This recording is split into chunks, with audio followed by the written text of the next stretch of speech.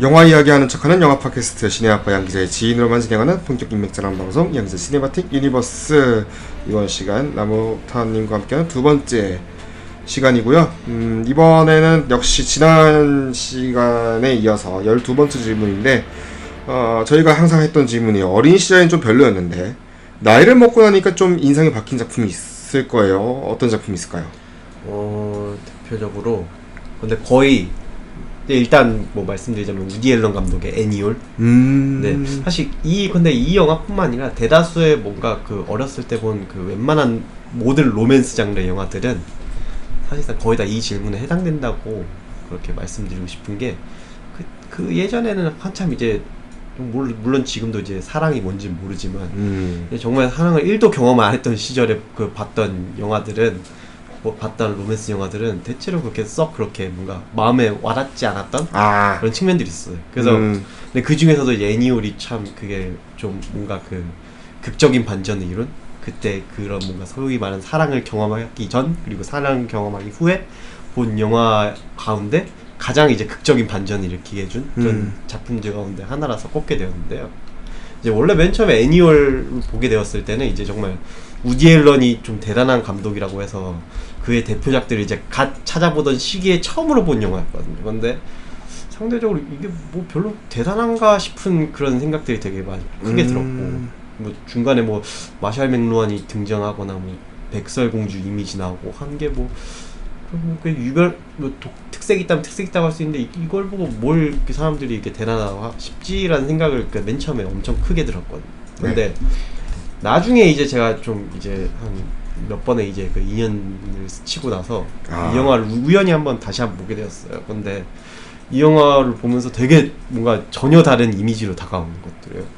특히 대사들이.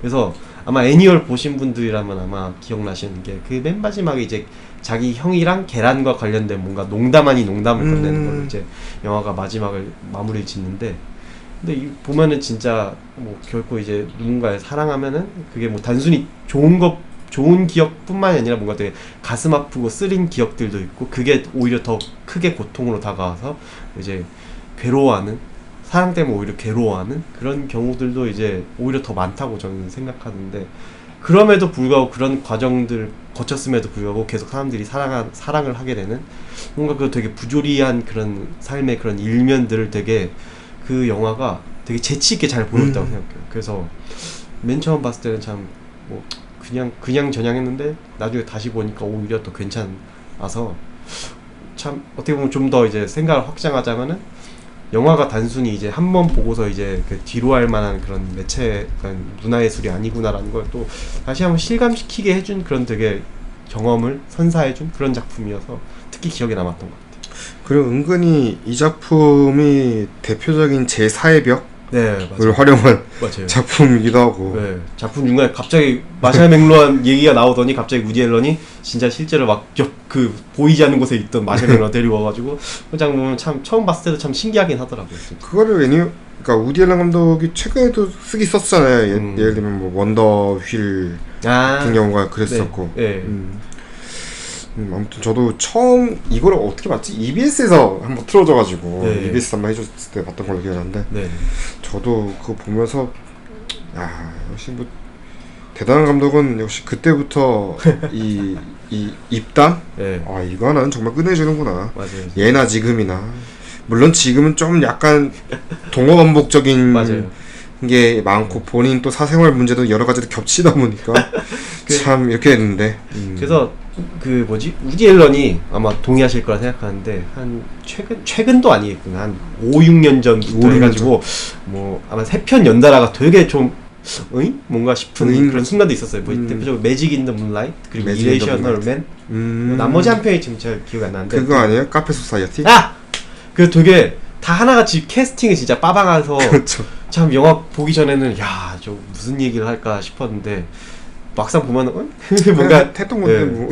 그래서 되게 한동안 되게 우디 앨런 감독 영화를 참 안 보는 경우가 있었는데 아까 말씀해주신 원더윌 그게 개인적으로 참 와닿았던 게 그나마 원더윌이 좀 나왔었던 것 같아요. 제가 참 이게 보통 대체로 이제 영화를 선정할 때 감독들 대체로는 그러니까 감독이 누구냐에 따라 많이 선택하는 편인데 종종 이제 촬영 스태프가 누구냐에 따라 스태프 특히 이제 촬영 감독이 누구냐에 따라서 좀 되게 마음이 혹할 때가 있거든요. 네. 근데 그 중에 하나가 원더휠의 촬영 감독이 이제 비토리오 스토라로하고 예전에 이제 뭐 지옥의 묵시록 촬영 맡았던 되게 진짜 색채 컬러감을 되게 잘 부여하시는 영화.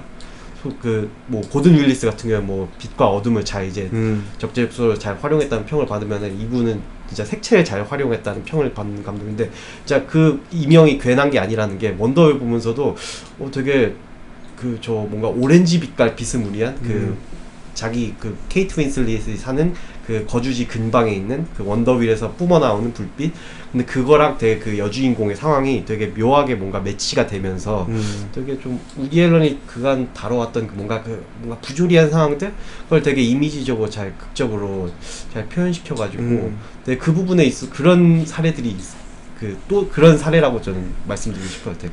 아무튼 비토리오 스토라로 촬영 감독이 네. 아무래도 저기 베르나르도 베르톨루치 감독과 이제 작업이 좀 많았는데 제가 아마 기억에 남는 거는 마지막 황제. 마지막 황제도 이 색감 자체가 맞아요. 진짜 그 영화는 딱 그 아까도 말했지만 이제 그 오렌지 색깔 톤. 맞아요, 진짜. 그 색깔 톤이 상당히 또 많이 있잖아요. 네. 너무나 명장면이잖아요. 네, 거기 이제 공 장면은 여기저기서 패러디 됐던 것 같아요. 진짜 되게. 예.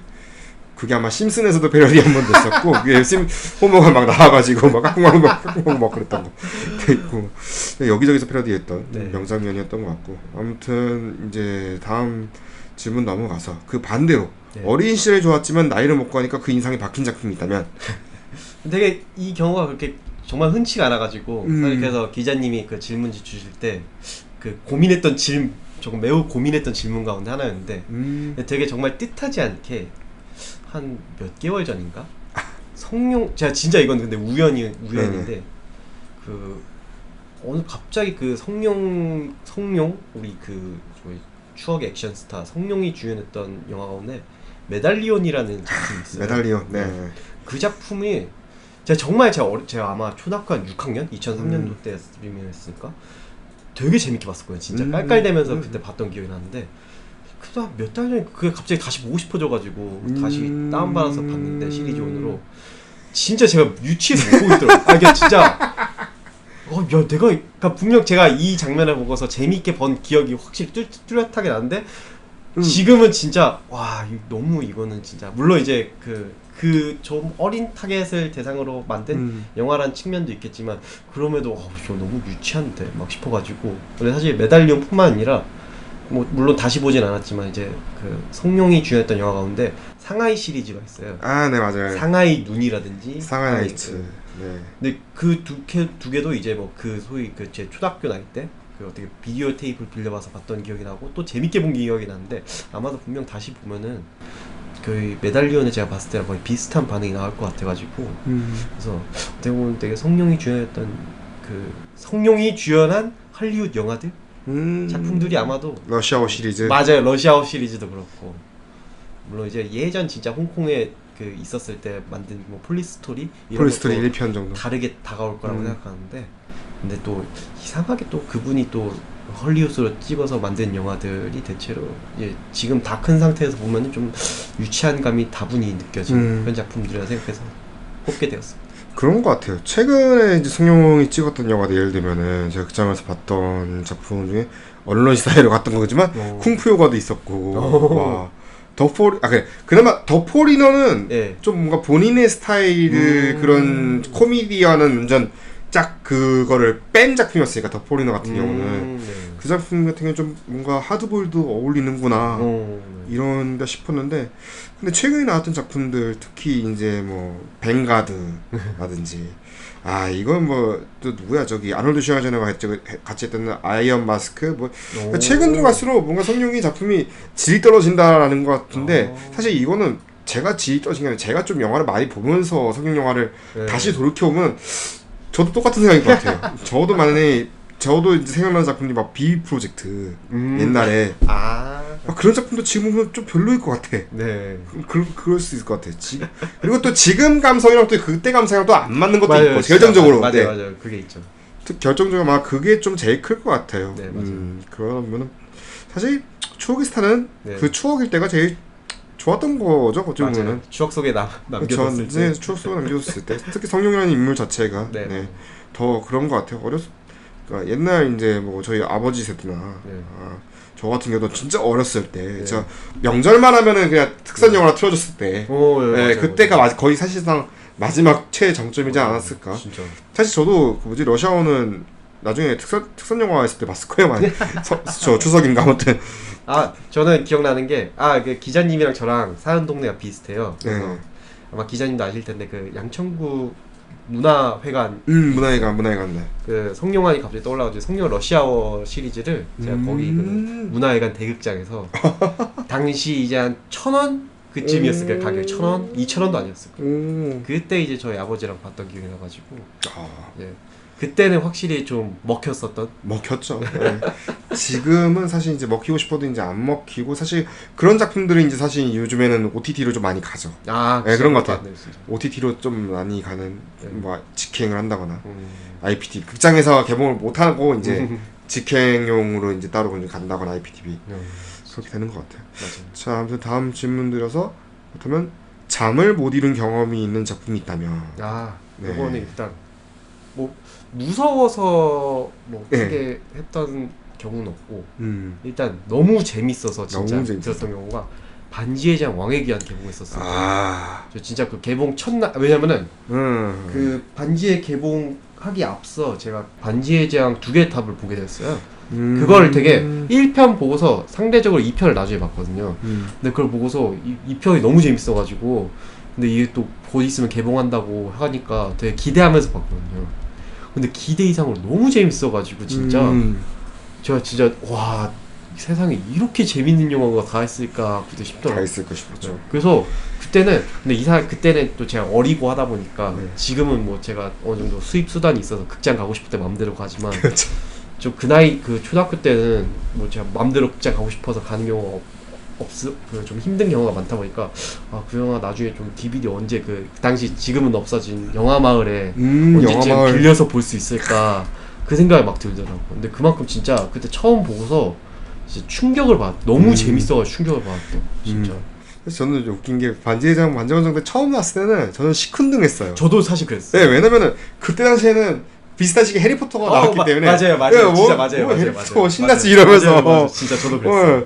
반지원정대 그 뭐야 맨 처음 아니 부모님이 비디오 빌려주신데 처음 보면서 뭐 이게 재미가 없어 이거 뭐야 이게 그래서 여행 떠났는데 여행 맞아요. 언제 갈 건데 그래서 제 나이 때는 되게 이해하기 좀 살짝 어려웠던 뭔가 모험극이었어요. 근데 이상하게 2개의 탑 나오고 나서 다시 이거를 보니까 잠깐 재밌네. 저 똑같이 2개의 탑 때부터 뭔가 재밌어 분위기가 잠깐만. 그래서 다시 반지전 가져와봐. 그래서 다시 보고 해서 왕의 기한을 처음 극장 가서 보고 그때 왕의 기한과 관련된 모든 걸 샀어요. 예를 들면 게임 EA 게임즈 나왔던 게임 있고 맞아. 막 간다프 막 휘두르면서 막 게임 샀고 심지어 뭔을 보겠다고 그때 출판사 이름이 씨앗을 뭐였는데 그 책도 사고 막. 근데 문제는 책은 또 이게 번역이 또 뭐 자기 언어대로 뭐 번역을 해야 한다면서 뭐 너른골인가 뭐 이런 거 나오고 아라골은 막 이러면서 내가 아는 게 아닌데 내가 알던 게 아닌데 알던 거 이게 맞나? 잠깐만 샤이어도 이름이 아닌데 이거 지금 뭐야? 뭔가 번역이 잠자는 조랑 달리는 조랑 말 그래 아무튼 이렇게 된 번역도 있으니까 이거 뭐지 하면서 그거는 덮어야겠다. 그거는 잘 맞는데 아무튼간에. 반지의 제왕은 그러면서 제가 처음 봤던 게 아카데미상식 본방을 처음 봤어요. 반지의 그때 석권을 그때 석권 11개 탔을 때니까 진짜. 나도 모르게 아카데미 시상식이 하는 건 또 뭐야 이러면서 아카데미 시상식을 그때 처음 봤던 것 같아요. 그러니까 이게 자연스럽게 문호를 넓혀왔던 것 같아요. 저한테는 되게 진짜 사람이긴 한데 저한테는 딱 노인을 위한 날은 없다. 그 영화를 개봉하고서 저도 그 이후에 했던 아카데미 시상식에 관심이 없어요. 그러니까 이 작품이 아카데미 시상식 딱 11개 후보에 올랐던 거예요. 그 당시에. 맞아요.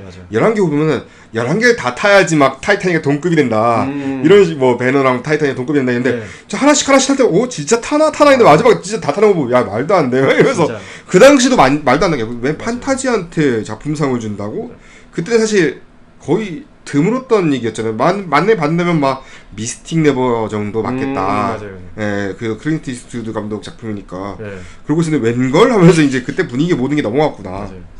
요즘 아까 시상식에서는 이제 거의 보기 힘든 풍경이 되지 않을까. 그리고 되게 한 작품이 쫙. 그렇죠. 한 작품이 11개, 지금은 사관왕 이상이 매우 진짜. 힘들더라고요. 맞아요. 지금 거의. 그냥 기생충이 대단한 거예요. 진짜 사관왕 자체가 지금은 아카데미 상을 만드는 것 자체가 너무 대단한 일이에요. 그래서. 맞아요. 물론 기술 쪽에서는 싹쓸이 할 수는 있어요. 예를 들면 뭐 그래비티나 아니면은 뭐 저 매드맥스 같은 경우는 기술 쪽에서 싹 쓸어가는 그런 케이스였잖아요. 맞아요. 음향 쪽이든 뭐든 맞아요. 다 싹 쓸어갔던. 네, 그런 쪽은 이번에 막 듀운 같은 경우 막 그럴 가능성이 저도 있어 보이긴 한데 듀는 그 더 작품상을 받을 가능성이 또 없단 말이죠. 없을 것 같아요. 네, 좀 희박하단 말이죠. 이거 너무 듀 팬분들 너무 죄송한데 좀 없을 것 같아. 희박할 것 같아. 미리 얘기하지만 그런 거 생각하면은 참 대단한 케이스다. 이 작품은 전무후무한. 네. 진짜 피터 잭슨 감독을 정말 뭔가 좀 피터 잭슨 감독 그래서 대단한 것 같아. 맞아요. 이게 참 쉬운 일이 아니고. 되게 시리즈가 가면 갈수록 더 퀄리티가 높아지니까 네. 진짜 안 좋아할래 안 좋아할 수 없는 시리즈. 그래서 좀 이제 사람들이 이제 호빗을 좀 많이 실망했던 것 같기도 하고. 호빗을 좀 많이 기대를 했었는데. 호빗은 사실 머리털 다 크고 나서 이제 보게 되니까 우리 같은 경우는 이제 실까지 맞아, 나고 진짜. 어이씨 뭐야 이거 그냥 CG만 좋아졌네. 그거밖에 없어. CG만 막 48프레임 막 이러면서 오 새로운 기술이네. 근데 웬걸 진짜. 그랬구나 싶었던. 또 그리고 다른 영화가 있어요? 다른 영화가 이제 나머지 한 편이 정말 저한테 뭔가 생각을 많이 하게 해준 그런 작품으로서 기억에 남는 게 이제 데이빗 린치 감독의 인랜드 엠파이어라는 작품이 있어요. 근데 저는 사실 지금도 뭐 이 작품도 그렇고 데이빗 린치란 감독이 무슨 영화를 만드는 감독이냐고 누가 물어보면 저도 모르겠다고 이제 그런 말밖에 못할 거예요. 진짜 야, 린치 영화를 그래도 진짜 아예 뭔가 좋아한다고 말하기를 좀 뭐하고 뭔가 연구 대상으로서 뭔가 제격인 뭔가 사람들 가운데 한 명인 것 같아서 연구 대상. 네. 그래서 종종 이제 그분 영화를 그래도 한 2번씩은 봤던 기억이 나는데 2번 이상 본 기억이 나는데 그 중에서 이 영화를 보는 동안 이게 내가 진짜 제가 딱 그 티탄을 본 배우 강동원님의 평이 저한테 딱 인랜드 엠파이어 한 줄 평했어요. 내가 지금 뭘 보고 있는 건가 싶더라고요, 진짜. 그래서 이게 뭔가 이야기가 뭔가 하나같이 뭔가 아구가 뭔가 하나도 뭔가 안 맞아 떨어지고 뭔가 이으려면 이을 수 있겠는데 그건 뭔지 그 린치 스타일이 아닌 것 같고 뭔가 싶어서 도대체 저 이미지를 왜 저렇게 만들었을까 싶었는데 린치 감독 영화 중에 종종 이제 되게 좀 살짝 소름 끼치는 장면들이 그런 지점들이 몇 개 있는데 이 영화 같은 경우에도 뭔가 좀 그런 시점을 통해서 누군가 날 어딘가에서 바라보고 있다는 뭔가 그런 뭔가 염탐하고 있다는 설정을 통해서 뭔가 좀 으스스한 분위기를 잘 연출하는 그 장면들도 있고 대표적으로 또 기억나는 게 그러면서 다른 한편 이 영화가 뭔가 이런 전반적으로 좀 뭔가 좀 다운톤의 좀 암울한 이야기인 것 같으면서도 마지막은 또 뭔가 되게 대조적인 뭔가 살짝 뭔가 밝은 분위기로 끝나고 그래서 이게 어떻게 뭔가 형언하기 어렵다는 표현이 딱 맞을 정도로 되게 괴상한 영화여서 이 영화는 과연 내가 지금 뭘 본 건가 싶어가지고 그 생각으로 되게 한때 이제 맨 처음 보고서 이제 좀 고민에 거듭했던 야심한 밤을 그래서 이 작품을 또 꼽게 되었습니다. 참 이 작품 이제 보면은 이제 보도 자료를 보면 할 수 있는 말들이 거의 이제 막 자기 하는 말이 막 그 당시 보도 자료가 지금보다 뭔가 스타일이 좀 다른 것 같기도 해요. 읽다 보니까 뭐 디지털이라는 새로운 매체에서 그의 자유롭고 세련된 영상적 상상력은 얼마나 변화되고 발전되었을까 점점 기대된다 이게 뭐야 지금. 너무 수상적이다 진짜. 그 당시 그러니까 그 당시 홍보하시는 분들도 이걸 뭐 어떻게 홍보할지 감이 안 왔을 것 같아. 나도 이거 감이 안 와서 지금. 뭔가 이게 그러니까 막 이게 참 21세기적인 홍보인데 데이빗 린치 감독의 황홀한 기한 느낌표 둘 해놓고 그 점, 가 점, 돌 점, 아 점, 와 점 다 이런 식으로 할 수 있는 게 그분들로서 진짜 최선을 다하는 뭔가 지금 할 수 있는 게 없는. 그러니까 막 머롤랜드 드라이브를 뒤엎을 21세기형 데이빗 린치의 새로운 미스터리 스릴러. 차라리 머롤랜드 드라이브면 뭔가 1부랑 2부로 뭔가 나눠져 있는 듯한 뭔가 그나마 뭔가 좀 구조가 좀이라도 보이는 것 같은데 인랜드 엠파이어 같은 경우는 아예 그거 자체를 뭔가 그냥 해체시켜버린 뭔가 느낌도 음. 들고 그래서 일반적인 관람 태도 자체를 거부하는 그런 류의 작품 중에 하나. 이 시내 21에서 재밌는 게 평점이 예. 네 분이 주셨는데 기억나네. 네. 이동주 평론가가 푸덜덜덜하면서 9점 주셨고 네. 박프기시 평론가가 막 7점 주면서 뇌세포와 휘감는 안개와 거미줄 막 이런 식으로 주셨는데 예. 7, 8 이게 근데 총점이 평균이 6점인 거예요. 예. 뭐지? 7, 9, 8 이렇게 주는데 한 분이 0점을 주신 거예요. 아마 남다운 평론가. 네네. 한 번 보고 별점을 매길 수 있는 자는 천재이거나 거짓말을 하고 있거나. 진짜 이거 좀 그래서 진짜 그래서 제가 좀 진짜 여담이긴 한데 제가 원래는 왓챠 PD야 그 별점 매기는 왓챠에 원래 한 몇 년 전에 별점을 매기다가 어느 순간 제가 매기진 않게 되었거든요. 왜냐면 인랜드 엠파이어 같은 영화들은 어떻게 별점을 제가 내리기가 되게 애매한 거예요. 그래서 좀 진짜 이건 아마 다른 분들도 아마 이용객 분들이 비슷한 의견을 내셨을 거라 생각하는데 차라리 그냥 봤다는 뭔가 표시만 할 수 있는 그런 기능을 추가해주면 안 되겠냐. 근데 지금 아마 보는 중 이게 보는 중밖에 없었구나. 보는 중 아마 그래서 이거 뭐 굳이 이거 봤다는 표시를 하려면 별점을 남겨야 되니까. 근데 이 영화에 내가 그것도 저 주때 뭔가 주관 없이 그냥 별 5개 주고 막 이러면 또 너무 제 자신을 속이는 것 같고 해서. 근데 그런 영화들이 차곡차곡 쌓이다 보니까 어느 순간 별점 매기는 걸 포기하게 되더라고요. 뭐 그렇게 되는 거죠 사실. 그러니까 이 어플에 사실 저도 왓챠의 맹점 중에 하나였던 것 같아요. 이게 나도 이게 잠깐 이건 내가 할 수 있는 게 아닌데 가끔 있거든요. 하는 게 내가 좀 근데 이걸 나도 카운트는 세야 되니까 봤던 작품이에요. 카운트를 해야 되고 이거 뭐야 이러는데 그 맞아요. 차라리 뭐 키노라이츠 같은 경우는 어떤 시스템이 있냐 갑자기 좋아요.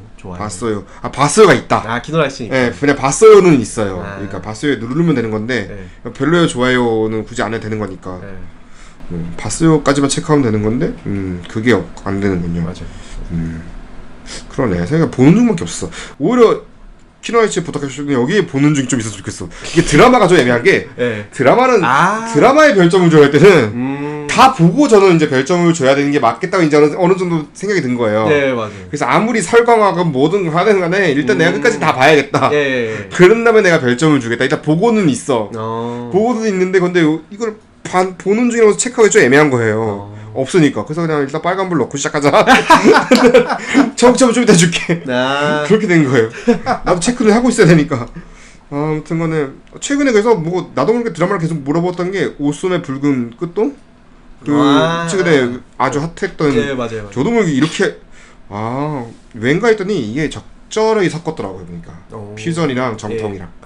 이게 적절히 섞으면 사실 요즘은 적절히 섞어야 돼. 옛날 같으면은 완전 정통을 가가지고 막 KBS처럼 네, 뭐 대하 드라마처럼 그런 표현 사실 이제 없어진 거죠. 좀 이제 부작수도 줄어들었고 전통의 시스템 자체가 바뀌었으니까. 네, 그렇죠. 근데 그러면 이제 적당히 이제 뭐 쉽게 말하면 이제 픽션도 가미하면서. 근데 최근 사료를 좀 이제 많이 넣으신 것 같아요. 최근에 좀 발견된 사료들이 있어가지고.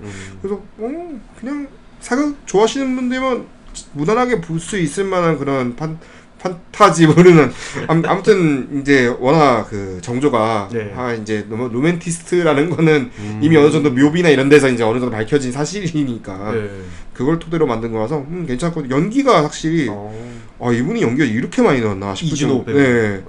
그러니까 옛날에 감시자들 물론 스물 때부터 뭔가 조짐이 보이긴 했는데 너무 일치월장하는 게 계속 보이는 게 좋았던 것 같아요. 사실 기방도령이라는 영화 자체는 사실 너무 안타까워서 너무 매우 야 이거 누가 캐리를 해도 쉽게 말하면 그런 거죠. 싸웠네. 돈 내고 부장님 개그만 계속 보면 기분이 좋을까요? 였거든요. 이걸 내 돈 내고 이걸 내가 보고 있는 나도 참 용하다 싶을 정도였고. 아무튼 그 작품에서 아주 좋아졌다. 갑자기 왜 내가 뭘 하다 이렇게 된 거야? 와, 영등포에 이런 스튜디오가 있다고? 프로필부터 제품까지 안 되는 게 없대. 가격까지 합리적이요? 그래서 이름이 뭐라고? 공두린 스튜디오, 영등포 공두린 스튜디오. 그로세무사 뒤편에 있대. 얼른 가보자. 자, 아무튼 다음 질문 넘어가서 미성년 시절에 어쩌다 처음 본 성인 영화는 뭐가 있으신가요? 아 이게 그 되게 우연치 않게 본 음. 케이스겠죠. 네네. 그러면은 사실 이 작품이 맞다고 생각하는 게 이거 아시려나 모르겠는데 그 어사이먼트라고 저 이거 지금 들어갈까 로그인을 해야 하는데 갑자기 뭔데 지금 어지간한 청불 영화도 그냥 로그인 안 하고 볼 수 있는데 이거 로그인을 해야 돼? 뭐야 이게? 근데 사실 장르는 되게 별거 없고 스릴러 영화거든요. 에스피오나지물인데 그 주인공이 그 에이단 퀸이라고 아마 그 가을의 전설 브래드 피트로 맞아요. 거기에서 이제 형으로 역할로 나왔던 그 배우가 이제 출연하는 거기에 이제 벤 킹슬리 아마 그 간디 예전 정말 예전 영화의 간디로 벤 킹슬리야 뭐 요즘에 MCU에 나오니까. 맞다 나왔구나. 요즘은 MCU로 사람들이 다 알아요. MC의 그 누구야 리버풀 팬이 누구야 그 누구죠? 그 이름 까먹었네. 리버풀? 만다린 가짜 만다린. 가이 피어스. 아니 가짜 만다린. 가짜 만다린. 그 막 방송하면서 연설하면서 아이언맨 3에서 방송하고 막 네. 가짜 이제 배우 연극 배우. 예, 연극 때문에. 그래서 뭐 도널드 샌들랜드야 뭐. 네. 분도 그렇고 유명하고. 근데 사실 뭐 지금도 되게 그 영화는 제 전반적으로 되게 가물가물한데 제가 기억나는 게 제가 그 당시에는 이제 MBC 주말의 영화로 그렇죠. 틈틈이 이제 영화를 본 편이었는데 다들 똑같네요. 근데 제가 이제 그 당시에는 이제 그 부모님이랑 같이 잘 때였어요. 취침을 할 때였는데 부모님이 잠깐 이제 딴 데 이제 자리 비운 사이에 그때 잘 시간이었는데 저는 계속 영화를 보다가 되게 그 뭔가 그 주인공 에이단 퀸 배우분하고 어떤 묘령의 여성분하고 뭔가 그런 뭔가 기류 뭔가 그러면서 막 근데 어지간하면 지상파면 자르지 않나요? 뭔가 근데 제가 어렸을 때 그때 기억나는데 어린 제가 봤을 때도 좀 뭔가 좀 이상한 장면이 뭔가 이상하다는 느낌이 확 들더라고요. 근데 그러다가 저희 어머니가 딱 목격을 했어요. 그래서 제가 혼났던 기억이 나가지고 뭘 보는 거냐고. 그래서 되게 그때 너무 진짜 억울해가지고 억울하죠. 내가 그냥 보다가 갑자기 물론 좀 이상한 장면이라는 생각을 들었는데 갑자기 TV에서 그러는 게 내가 왔는데 내가 뭔지냐고. 뭔가 그때 혼났던 기억이 나가지고 되게 뚜렷이 기억나더라. 아마 그때였으면 이제 TV에 등급제도 없었을 테고 쉽게 말하면 뭐 19라고 뜯은 것도 없고. 맞아. 저도 그거야. 어렸을 때 기억 중에 막 타이타닉 같은 경우도 막 TV에서 했을 때 녹화해놓고 분명히 내가 비디오에서 봤을 때는 그게 있었거든요. 그게 그 장면이 안 잘리고 있었어요. 근데 이거 애들한테 야 이거 비디오 내가 녹화해서 가져왔어. TV에서 이제 틀잖아. TV에서 비디오에서 틀면 그거 나오겠지 이러면서 다들 기다리고 있겠지. 근데 뭐야 잘려있잖아. 없잖아. 아무것도 없잖아. 당연히 지상파 잘랐지. 생각해보니까. 근데 제가 이게 대화 나누다 보니까 또 떠오르는 게 제가 아까 말한 어사이먼트 같은 경우에는 그냥 어쩌다 이제 진짜 그냥 보긴 했지만 좀 끝이 잘 기억이 안 나가지고 좀 아쉬운 케이스였는데. 아쉬운 케이스. 근데 제가 또 19 그 다음에 본 게 제 기억에 에일리언 시리즈였어요. 에일리언 시리즈. 왜냐면은 이번엔 또 KBS 토요 명화로 넘어가는데 다 그렇죠 뭐. 에일리언 시리즈를 쫙 한번 방영해 준 적이 있었어요. 그래서 명절 날이었을 거예요. 그래서 그때 이제 처음으로 2편이랑 3편이랑 4편을 봤거든요.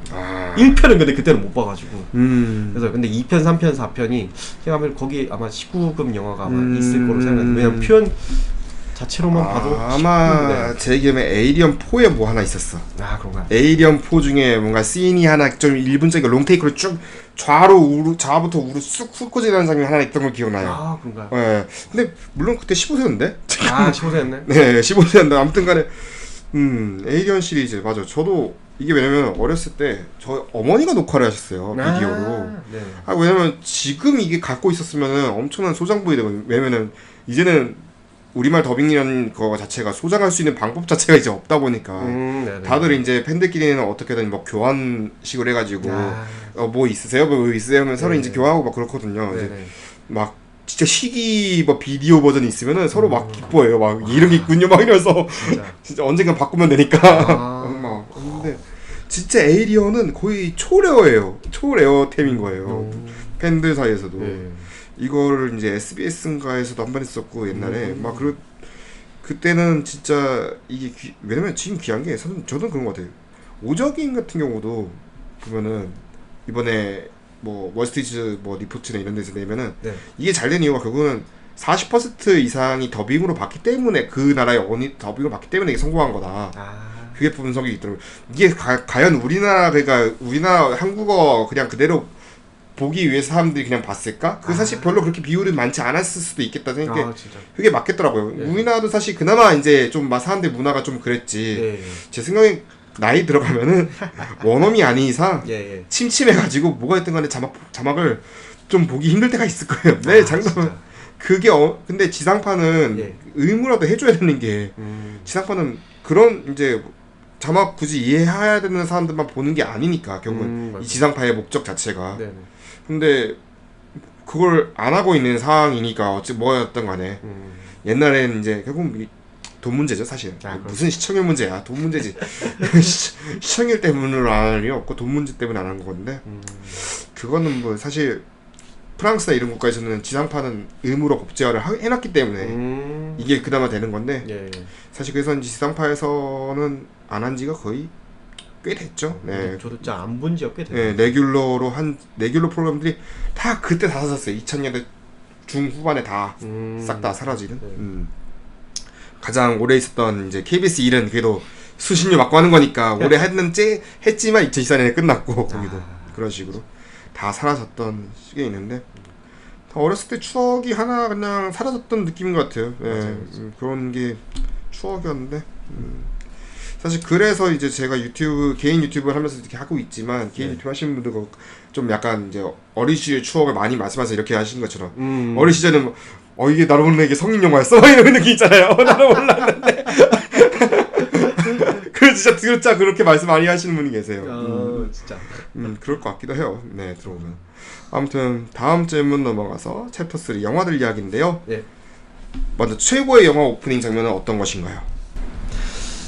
최고 오프닝 장면이 제가 지금 기억나는 게 이제 이건 저 동감하는 거 하나 있다. 맨 처음 기억나는 게 이제 배트맨 리턴즈. 네. 리턴즈라고 말해. 사실 그때는 리턴즈가 아니고 그때는 이제 배트맨 2라고 많이 하죠. 네. 리턴즈가 뭐야 이러면서. 전 진짜 근데 예전에 이제 베데타 관련해서 이제 뭐 장혜령 기자님이랑 필름 파타지니아님이랑 같이 방송했을 때 네. 이제 홀버벤 감독 좋아하는 영화 어떤 거 있냐고 기자님 그때 질문을 해주셨어요. 네. 근데 거기서 이제 제가 잠깐 고민하던 차에 기자님께서 뭐 스타쉽 페이버릿이랑 뭐 저는 스타쉽 트루퍼스. 네, 그래서 근데 그때 관련 그 이후로 이제 제가 이 질문을 바꿔서 기억이 나는 게 제가 개인적으로 배트맨 시리즈 중에 최고작은 다크나이트라고 저는 생각하거든요. 누가 물어보면 최고작은 뭡니까? 다크나이트라고 생각합니다. 근데 개인적으로 좋아하는 영화 뭡니까? 하면 저는 배트맨 2였고 저는 베스트도 배트맨 2입니다 그냥. 진짜요? 저는 베스트까지 페이블 베스트 둘 다. 근데 이 영화의 오프닝이 근데 대체로 이 영화 자체가 배트맨에 초점을 맞췄다기보다는 그렇죠. 그 상대편에 있는 빌런 3인방한테 더 초점을 맞추고 거의 빌런한테 하죠. 절반도 아닐 거야. 아마 40% 거의 그 이상이죠. 네. 근데 보면은 오프닝 자체가 펭귄맨이 어떻게 이제 버려졌는가에 대한 간단한 이제 서술로 이제 오프닝을 시작하는데 그 오프닝 자체가 인트로가 이제 그 정말 흉측하게 태어나서 부모한테 버림받아가지고 그 당시에 어느 하수구에 버려지고 그 다음에 이제 서서 이제 조금씩 오프닝 그 타이틀이 뜨기 시작하는데 근데 그 장면 순간들을 보면은 사실상 이거는 전 모세설화를 사실상 비튼 버전이라고 생각하거든요. 근데 맞아. 거기에 이제 문제는 이제 모세는 정말 그 성경에 있어서 정말 구세주가 같은데 가운데 한 명으로 이제 추앙받지만 이 시리즈에서 펭귄맨은 진짜 말 그대로 이제 그 정말 더럽기로 유명한 그 하수구에서 살고 있는 그런 빌런 중에 한 명인데 근데 그런 빌런을 되려 이제 그런 어떤 성경 신화의 좀 정말 유명한 신화를 이야기를 바탕으로 재해석했다는 뭔가 느낌이 되게 들더라고요. 그 뭔가 모세가 이제 강가로 내려가는 순간은 사실상 이 펭귄맨한테는 그 하수구물로 대체되면서 근데 그 장면들이 되게 웅장하게 묘사가 돼 있어요. 거기다 맞아요. 거기다 이제 여기에 이제 정말 그 장엄함을 덧붙이는 게 이제 데니 엘프만의 음악. 진짜 데니 엘프만 음악 정말 음악 감독으로서 정말 최고라고 생각하는데 저도. 그 음악을 들으면은 이게 사실상 영설한지 악당설한지 구분이 안 될 맞아요. 진짜 되게 장엄하게 묘사가 돼 있어요. 진짜 더군다나 그 배경 자체가 하수구인데도 불구하고 그래서 나중에 뭐 시간 되시는 분들 한번 오프닝이라도 따라 보시면은 그 음악이랑 장면이랑 되게 매치가 엄청 잘 돼요. 로고 타이틀 뜰 때가 제일 하수구 제일 큰 곳이에요. 맞아요. 그러니까 뭐야 이거. 그래서 저런 하수구가 있어? 무슨 거의 저긴데? 홀인데 거의? 제가 이 영화를 지금까지 생각해보니까 극장에서 본 적이 한 번도 없었어요. 네, 그러니까 이거 극장에서 보고 싶어. 진짜. 그죠? 극장에서 보면 되게 그 큰 스크린 화면으로 그 오프닝을 보면은 어떤 기분이 들지가 너무나 궁금해지는 거예요. 그리고 사실 이게 테마가 아무튼 빌런 테마를 사실 중시한 게 예. 펭귄 테마 따로 있고 그 캐두먼 테마 따로 있잖아요. 네, 맞아요. 캐두먼이 변신하는 장면이 저는 그것도 베스트 장면이고. 아 진짜 그 강렬하죠. 진짜. 네, 진짜 이러니까 당연히 저기는 이제 반성해야지. 누구야 캐두먼 영화. 날씨 나중 엄청 실망했어 캐두먼 영화. 할리베리 할리베리 주연. 이건 진짜 반성해야지. 진짜. 이게 진짜 할리베리한테 연고라인. 네. 뭐 본인은 아무튼간에 아카데미 받고 뭐 라즈베리도 받고 진짜 많았지만 아무튼 잊을 수 없네 이거야 할리베리 입장에서도 둘 다 그냥 병 주고 약 주고 그냥 다음에. 진짜. 아무튼 배트맨 2 그리고 그 다음에는 또 어떤 있네요 하나 더. 그리고 이제 나머지 한 편을 제가 스파이 브릿지를 봤거든요. 스파이 브릿지뿐만이 아니라 스필버그 영화들이 사실 저는 대체적으로 오프닝을 참 기가 막히게 잘 뽑는다고 생각해요. 그러네요. 아까 주라기 공원도 저번에 말씀하실 때도 약간 오프닝이 약간 그런 분위기였잖아요. 예, 맞아요. 음산한 뭐 공포 영화 스타일의 분위기. 근데 심지어 그때는 당시에는 티렉스가 등장 한 번도 안 왔는데. 네, 티렉스도 아니고 랩터인데. 랩터. 랩터였는데도 불구하고. 네. 네, 아무튼. 그리고 라이언 사실 이 영화 꼽을까도 고민만 했었는데 라이언 일병권 같은 경우도 그 노르망디 그 관련해서 상륙작전 그 오프닝 보면서 진짜 너무 리얼해가지고 충격을 받았던 기억이 나는데. 그렇죠. 최근에 봤던 스필버그 영화 가운데 스파이 브릿지를 보면서 와 진짜 이 아저씨 진짜 엄청 영화 잘 만든다는 생각이 번뜩 드는 거예요 진짜. 그러니까 되게 심지어 아마 제 기억이 맞다면 스파이 브릿지 당시에 존 윌리엄스가 참여를 못해가지고. 맞아요, 못했어요. 그래서 이 오프닝 원래 이 시퀀스에 음악을 원래 삽입하려고 했는데 그 음악 감독이 참여를 못하니까 아예 음악 없이 그냥 사운드 없이 그냥 그대로 그냥 촬영한 걸로 제가 알고 있는데, 이때 보면은 그 마크 라이언스, 네, 마크 맞아요. 라이언스의 그 뭔가 행보를, 왜냐면 그 워낙 오프닝이다 보니까 이 캐릭터 정확히 무슨 캐릭터인지 관객들은 모르는 상황에서 그냥 그저 그냥 쭉 지켜보고 있는데 네. 그 과정들을 이제 나중에 돌이켜 보면은 이 사람이 그 스파이로서 스파이긴 스파이인데 되게 정말 고국으로부터도 정말 잊혀진 스파이로서의 삶을 되게 단조롭지만 이걸 되게 끊길락 말락 되게 유려하게 잘 편집을 해서 잘 그 촬영을 한 게 너무 인상이 깊더라고요. 진짜 뭔가 사술 없이 되게 자신의 솜씨를 드러내는 어떤 대가의 그 뭔가 모습? 확실히 야누스 카민스키 촬영 감독도 그렇고 너무 좋아요. 맞아, 진짜 고마워. 그래서 이거 보면서 진짜 스필버그가 다시 한번 진짜 대단하구나라는 걸 딱 너무 그 감탄을 받은 기억이 나가지고 극장에서. 그래서 이 영화를 또 꼽게 되더라고요.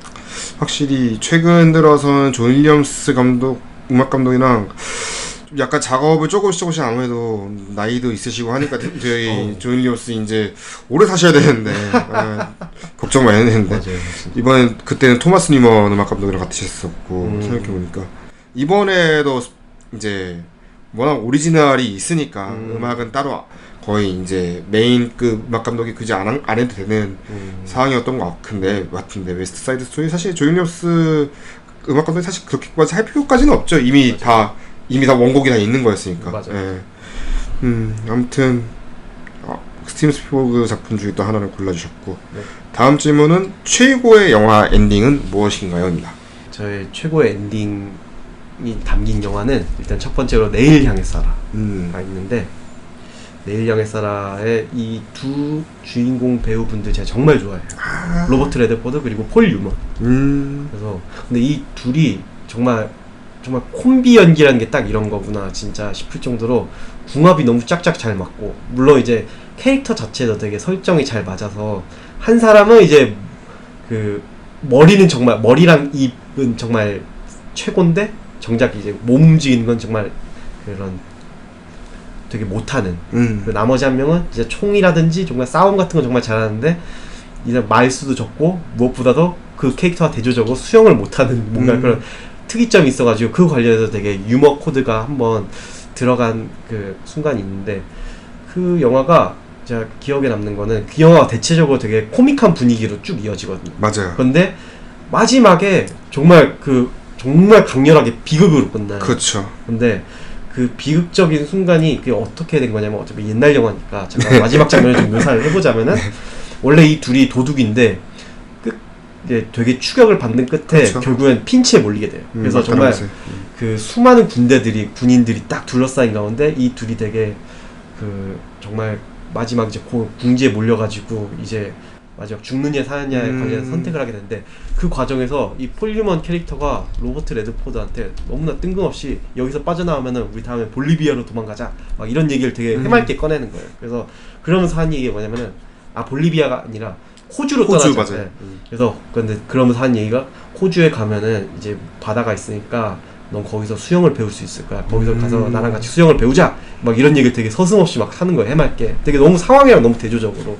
근데 그 장면이 되게 너무 나중에 이게 되게 제가 어렸을 때 본 영화인데 나중에 나이 다 커서 다시 보니까 너무 슬프게 다가오는 거예요. 되게 뭔가 너무 대조적이어가지고. 근데 그 와중에 그렇게 대조적인 상황이 이어진 끝에 마지막에 이제 다 주저없이 밖으로 달려나가면서 프리즈 프레임으로 딱 처리되면서 딱 멈추면서 그러면서 딱 끝이 나는 소리는 나고 맞아요. 되게 총알 소리가 딱 무수한 총알 세례 소리들이 나면서 이제 관객들이 그냥 자연스럽게 이 사람들이 어떻게 되겠거니 뭔가 추측을 가능하게끔 이렇게 음향을 딱 이렇게 설정해놨는데 딱 이미지는 딱 그대로 딱 그냥 멈춘 상태로 딱 있고. 프리즈 프레임으로 끝나는 영화들 그 시기에 참 많았던 것 같아요. 이거 맞아요. 저 기억나는 건 내를 향해 사람 알고 거기서 한 3년 뒤에 나왔던 정무.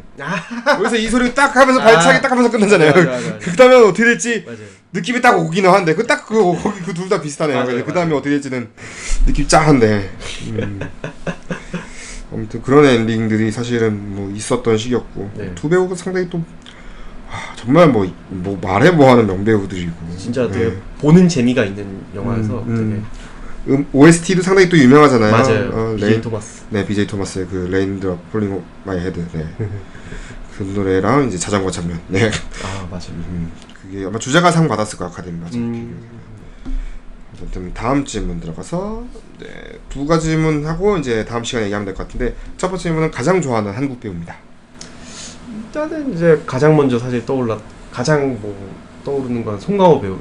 아무래도 제가 이 영화라는 매체를 좋아하게 되면서 사실상 거기에 또 어떻게 보면 촉매제 역할이었어요. 왜냐면은 영화 한참 막 이것저것 찾아볼 때 자연스럽게 송강호 배우님이 출연한 영화들을 안 볼 수 없더라고요. 근데 대체로 송강호 배우님이 출연한 영화들이 다 하나같이 재밌어가지고 특히 말해 뭐해겠지만 살인의 추억에서의 그 송강호 배우님 연기는 진짜 매번 볼 때마다 너무 감탄스러워가지고 진짜 물론 이제 워낙 좋은 감독님들이랑 같이 협업했기에 이제 그런 시너지를 발휘했을 거라 생각하는데 낫겠죠. 네. 그래서 송강호 배우님이 일단 가장 먼저 떠오르고 그런데 이제 가장 최근에 들어서 이제 좀 관심이 가는 배우분이 이제 전종서 배우 콜에 주연하셨던. 그래서 전종서 배우님을 제가 작년에 이제 부산국제영화제에서 마스터 클래스를 한번 보게 됐어요. 마스터 클래스 보셨군요. 네. 근데 되게 근데 영화에서 볼 때도 되게 매력이 넘친다는 생각이었는데 실제로 봤을 때 보니까 되게 더 매력이 넘치시는. 그래서 오히려 보니까 저런 뭔가 캐릭터셔가지고 그런 되게 스크린에서 되게 불꽃 튀는 그런 연기를 보여주신 게 아닌가 뭔가 싶은 생각이 들 정도로 되게 보는 동안 되게 더 이제 앞으로가 궁금해지는 그런 관심을 갖게 해준 배우분이 전종서 배우. 이번에 또 제가 알기로는 이번에 드라마 리메이크 종이집 리메이크에 또 이제 나오는 걸로 알고 있어요. 맞아요. 도쿄로 나온 것도 있는데 어떻게 나올지도 이제 궁금하고 사실 또 개봉을 못했는데 그때 부산 얘기하시길래 그거에 스파신 거지 않았어요? 모나리자와 블러드문. 네, 그것도 사실 봤거든요. 보셨군요. 네, 봤는데 되게 영화가 제 생각 이상으로 진짜 정말 전종서 배우님한테 뭔가 포커스가 많이 맞춰져가지고 오히려 좀 보면서 좀 살짝 의아한 게 모타로 케이트 허드슨을 왜 캐스팅했을까? 왜냐면 진짜 케이트 허드슨 말고 다른 배우 넣었어도 솔직히 전 진짜 그 전개하는데 전혀 지장이 없었다고 저는 생각하거든요. 근데 보면서 되게 그만큼 되게 전종서 배우님이 뭔가 되게 임팩트가 뚜렷한. 물론 영화 자체는 되게 진짜 좀 되게 느슨하게 만들어져가지고 되게 그런 바이브를 느슨한 바이브를 좋아하시는 분들이라면 그냥저냥 괜찮게 보일 수 있을 것 같은데 되게 호불호가 강한 영화. 그래서 근데 그러는 와중에도 전종서 배우님은 정말 개성이 뚜렷하셨다. 사실 배우가 감독을 잘 만나는 것도 사실 어쩌면 중요한 것 같기도 해요. 이렇게 보면은 그런 것 같아요. 사실 예를 들면 아까 송강호 배우도 약간 그게 좀 위기가 하나 있었잖아요. 푸른 소금과 하울링 푸른 소금 진짜 푸른 소금과 하울링 시기가 약간 이제 이제 어떻게 되는 거 아니야 했는데 그나마 이제 설국열차 관상 변호에 타타닥 이렇게 터지면서 네, 다시 이제 딱 그 시점부터 이제 정말 뭐 믿고 보는 배우도 됐고 맞아요. 어떤 기억이 없는데 마야광이 살짝 위험했지만 마야광에서 살짝 위험했어. 마야광이랑 나란 말싸움이 그 둘은 살짝 위험했어요. 네. 위험했던 기억이 남고 아무튼 그러면은 외국 배우 얘기 넘어가죠. 외국 배우는 일단 늘 꼽는 게 두 배우가 있어요. 로버트 드니로랑 톰 크루즈. 로버트 드니로는 사실상 이제 어떻게 보면 그분도 워낙 좋은 영화 너무 많이 출연해서 좋은 영화만 출연한 것도 아니고 어찌 보면은 정말 이런 영화도 나올 배우야? 맞아요. 진짜. 그건 있어요 약간. 네. 그래서 또 워낙 연기적으로도 보면은 그 막 정말 예전에 영화 팬들이 한참 그 언급했던 게 알파치노 vs 로버트 드니로 해가지고 둘 중 누가 더 연기 잘하냐 되게 지금도 참 무의미한 질문이라는 생각이 되게 다분히던데 그 와중에 저는 굳이 꼽자면 로버트 드니로 꼽고 싶을 정도로 연기 자체가 되게 진짜 이분이 하는 연기는 다 정말 뭔가 사람 건드리게 하는 뭔가 힘이 되게 지금도 있는 것 같고 그리고 최근 들어서는 진짜 자기가 원하는 작품들 위주로 나가는 것 같아요. 분명히 작품 클래스 뭐 이런 거 따지기 전에 어떤 작품은 진짜 뭐 이런 영화야 싶었던 게 예를 들면 뭐 워위드 그랜파 같은 경우 맞아요. 이런 작품도 출연해? 근데 사실 이것도 본인이 원해서 나왔던 것 같아요. 왜냐면은 본인이 정말 할아버지로서의 그런 거를 손자랑 이렇게 하고 싶은 건 정말 찍고 싶었던 걸 수도 있어. 진짜 보면서 느꼈던 거는 맞아요. 본인은 정말 즐거워하거든요. 그럼 내가 뭐 어떻게 싫어할 수가 없어. 본인이 너무 좋아하니까 내가 좋아서 네, 본인 진짜 즐거워서 하는 게 너무 눈에 잘 보이는 거예요. 그런 영화들 보면은 미티 페어런츠 시리즈도 그렇고 네, 그런 거 확실히 눈에 보여요.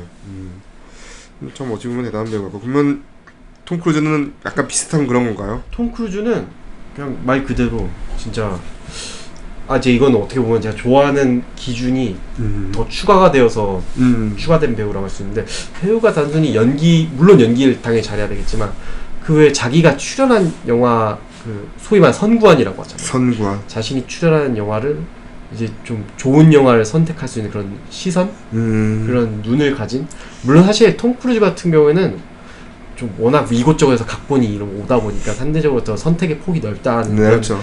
게 있긴 하겠지만 그럼에도 불구하고 그분이 출연한 영화들 가운데서도 진짜 제가 평균 2화로 본 영화들이 정말 진짜 손에 꼽을 정도로 진짜 영화도 다 출연한 영화도 재밌고 또 결정적으로 그 자기 영화 출연한 거 관련해서 마음가짐이 되게 이래서 진짜 이 정도 돈 받는 프로지 이러면서 그런 뭔가 애티튜드가 되게 그 다른 배우들에 비해서 정말 너무 뚜렷하게 드러나가지고 그래서 톰 크루즈 또 한 명 떠오르게 되는. 사실 이게 또 말이 많고 탈이 많은 게 이번에 미션 임퍼서블 7 가지고 뭐 촬영 중에 요즘 뭐 촬영 중단했다 했다가 촬영 중단했다가 사고도 났다가 뭐 여러 가지 일이 왔는데 너무 안타까워. 본인이 또 제작사잖아요. 그러다 보니까 엄청 스태프들 꾸짖고 맞아요. 이런 정신머리가 가지고 거의 느낌 이런 느낌이잖아요. 이런 정신 상태 가지고 뭔 지금 영화를 거의 이런 느낌 있고 그런 책임감이 있는 것 같고 물론 영화 중에 안타까운 영화도 있긴 해요. 예를 들면 가장 최근 사례는 미라. 가장 최근 사례 이거는 네 배우가 잘못했다기보다는 도대체 이 유니버셜은 이거 가지고 뭘 하고 싶었던 걸까의 여부로 가야 될 것 같아서 네. 되게 맨 처음 그 관련해서 뭔가 유니버스 만든다고 해가지고 해서 배우분들 막 쫙 촬영 그 사진 찍어놓은 그 스틸이 기억이 나는데 정말 막 조니 뎁 있고 제 기억 러셀 크로우 있고 많았죠. 그래서 그거 보면서 와 어떤 영화 나올까 싶었는데 너무 한순간에 이렇게 사라진 것 같아서 되게 아쉽더라고요. 그래서 다시 이제 다 분리 해체 따로 모여가지고 하나씩 이제 만들고 있잖아요. 뭐 인비저블맨도 그냥 인비저블맨으로 그냥 따로 가서 따로 만들고 이런 식으로. 차라리 그렇게 하지. 이게 그러니까 유니버스 하나 한다니까 그냥 너도 나도 그냥 야 유니버스 하면 돈이 된다 이런 식으로 갔던 것 같기도 해요. 할리우드가 어느 순간에 아이디어 또 없어지면은 그게 이 사단이 난 게 아닌가 그런 것 같고 다음 시간에는 이제 마지막 10개의 질문을 들고 이제 이야기를 하도록 하겠습니다. 청취자님 감사합니다.